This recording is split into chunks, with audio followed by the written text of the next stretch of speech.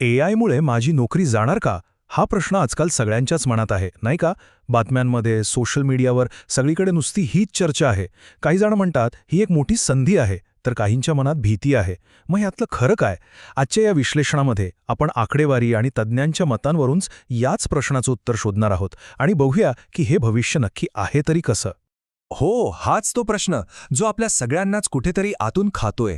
आणि खरं सांगायचं तर ही चिंता वाटणं अगदी साहजिक आहे, कारण आपण अशा एका मोठ्या बदलाच्या उंबरठ्यावर उभे आहोत जो आपल्या कामाची सगळी पद्धतच कदाचित कायमची बदलून टाकेल. जरा या आकड्याकडे बघा.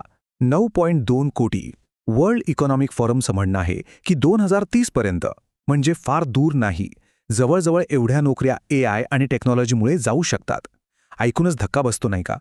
आणि हा आकडा आपल्याला एक गोष्ट अगदी स्पष्टपणे सांगतोय की आपण याकडे अजिबात डोळेझाक करू शकत नाही. चला तर मग या मोठ्या बदलाचा आवाका किती आहे ते जरा समजून घेऊया. नक्की कोणत्या देशांवर याचा किती परिणाम होणार आहे, आकडेवारी नक्की काय सांगतेय ते पाहू. सगळ्यात आधी एक गोष्ट लक्षात घ्यायला हवी. एआयचा परिणाम सगळीकडे सारखा होणार नाहीये. IMFच्या मते अमेरिका किंवा युरोपसारख्या प्रगत देशांमधल्या तब्बल 60% नोकऱ्यांवर याचा थेट परिणाम होऊ शकतो. याच्या तुलनेत आपल्यासारख्या म्हणजे भारतासारख्या उदयोन्मुख देशांमध्ये हा आकडा 40% येतो आणि कमी उत्पन्न असलेल्या देशांमध्ये तर तो फक्त 26% आहे. याचा अर्थ सरळ आहे, जिथे सर्व्हिस सेक्टर मोठा आहे तिथे धोकाही तितकाच मोठा. प्रसिद्ध वैज्ञानिक स्टीफन हॉकिंग यांचं हे वाक्य बघा. एआयच्या दुहेरी स्वरूपावर हे अगदी अचूक बोट ठेवतं. हे तंत्रज्ञान एकतर आपल्यासाठी सर्वोत्तम ठरू शकतं किंवा सर्वात वाईट. चला तर मग आधी आपण धोक्याची बाजू जरा नीट समजून घेऊया. बरं, मग सर्वाधिक धोका नक्की कोणाला आहे? म्हणजे नक्की कोणत्या नोकऱ्यांवर टांगती तलवार आहे याचं उत्तर त्या कामाच्या स्वरूपातच लपलेलं आहे. अशी कामं डोळ्यासमोर आणा जी एकदम रुटीनची आहेत, म्हणजे रोज तेच आणि ज्यात फार डोकं चालवायची गरज नाही. उदाहरणार्थ डेटा एंट्री, अकाउंटिंगमधलं बुककीपिंग किंवा टेलिमार्केटिंग. ही कामं नियमबद्ध आहेत आणि हीच कामं एआय आपल्यापेक्षा कितीतरी जास्त वेगाने आणि महत्त्वाचं म्हणजे शून्य चुका करत करू शकतं. म्हणूनच या भूमिकांना सगळ्यात जास्त धोका आहे.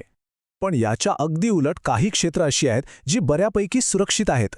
ही अशी क्षेत्र आहेत जिथे फक्त डेटा किंवा माहिती पुरेशी नाही, इथे लागते सहानुभूती, लागतात गुंतागुंतीचे निर्णय आणि लागतो खरा मानवी संवाद. आता विचार करा, डॉक्टर, शिक्षक किंवा अगदी मानसशास्त्रज्ञ या कामांमध्ये टेक्नॉलॉजी नक्कीच मदत करेल, पण ती माणसाची जागा घेऊ शकत नाही. तर मुद्दा अगदी स्पष्ट आहे. जी कामं ठरलेल्या साच्यातली आहेत ती ऑटोमेट होणार, पण जिथे क्रिएटिव्हिटी, इमोशनल इंटेलिजन्स आणि कॉम्प्लेक्स प्रॉब्लेम सॉल्व्हिंग लागतं तिथे माणसाची गरज कायम राहणार आहे. खरं तर त्याचं महत्त्व अजून वाढणार आहे. ओके, आत्तापर्यंत आपण धोक्यांबद्दल बोललो आणि हे सगळं ऐकून थोडं टेन्शन येऊ शकतं. पण थांबा, ही फक्त अर्धी गोष्ट आहे. कारण प्रत्येक मोठ्या बदलासोबत जशी आव्हाने येतात तशाच प्रचंड संधीसुद्धा येतात.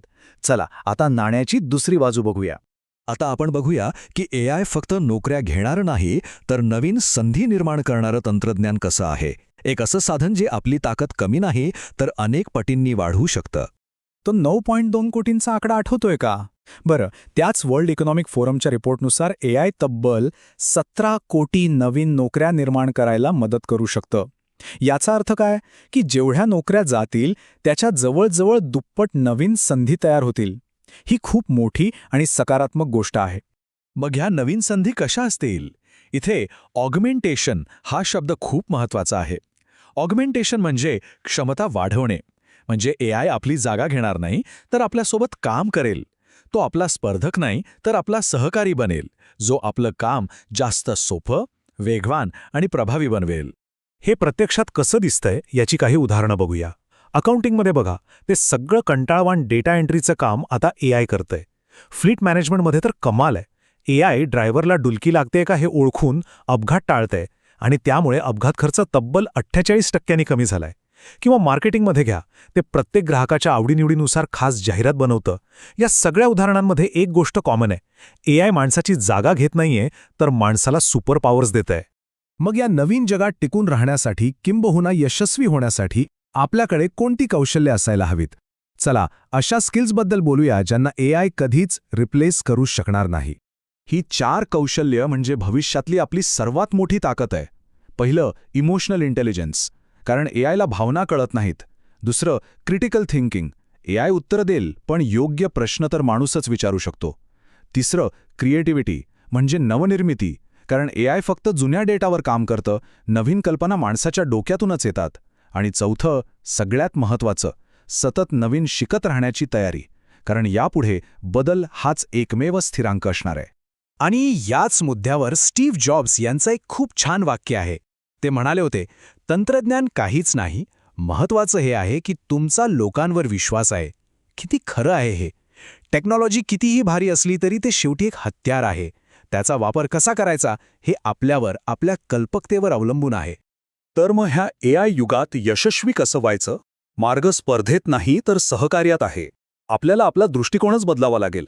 AI विरुद्ध मी असा नाही, तर AI आणि मी असा. आणि या सहकार्यामुळे पूर्णपणे नवीन प्रकारच्या नोकऱ्या तयार होत आहेत. AI स्पेशलिस्ट, डेटा सायंटिस्ट हे तर आपल्याला माहीतच आहे, पण आता AI एथिसिस्ट सारख्या भूमिका येत आहेत. म्हणजे AIचा वापर नैतिकतेने होतोय की नाही हे पाहणारे तज्ज्ञ. किंवा प्रॉम्प्ट इंजिनियर घ्या, म्हणजे AIशी कसं बोलायचं जेणेकरून ते आपल्याला हवं ते काम करून देईल हे शिकवणारे लोक. विचार करा, काही वर्षांपूर्वी अशा नोकऱ्या असतील याचा कोणी विचारही केला नव्हता. मायक्रोसॉफ्टचे CEO सत्या नडेला यांनी ह्या सगळ्याचं सार एका वाक्यात मांडलंय. ते म्हणतात, आपण अशा जगात जात आहोत जिथे नवीन कौशल्य शिकण्याची क्षमता हेच सर्वात मौल्यवान कौशल्य असेल. म्हणजे ह्यापुढे तुमची डिग्री नाही, तुमचा सध्याचं नॉलेज नाही, तर सतत नवीन शिकायची तुमची तयारीच तुमची खरी किंमत ठरवेल. आणि हाच आपला आजच्या विश्लेषणाचा गाभा आहे. भविष्य हे माणूस विरुद्ध मशीन असं युद्ध नाहीये, ते आहे माणूस सोबत मशीन या भागीदारीचं. AI एक प्रचंड शक्तिशाली साधन आहे आणि त्याचा उपयोग स्वतःच्या प्रगतीसाठी कसा करायचा हे 100% आपल्या हातात आहे. ॲलन के यांचे एक प्रसिद्ध वाक्य आहे, भविष्याचा अंदाज लावण्याचा सर्वोत्तम मार्ग म्हणजे ते स्वतः घडवणे. म्हणजे भविष्य काहीतरी बाहेरून आपल्यावर येऊन आदळणार नाहीये, ते आपण स्वतः घडवणार आहोत. तर आपण जिथून सुरुवात केली होती त्याच प्रश्नावर परत येऊया. पण आता प्रश्न थोडा बदललाय. प्रश्न हा नाही की AI माझी नोकरी घेईल का. आता खरा प्रश्न हा आहे की आपण AI सोबत मिळून आपलं भविष्य कसं घडवणार आहोत, कारण याचं उत्तर आणि निवड दोन्ही आपल्याच हातात आहे.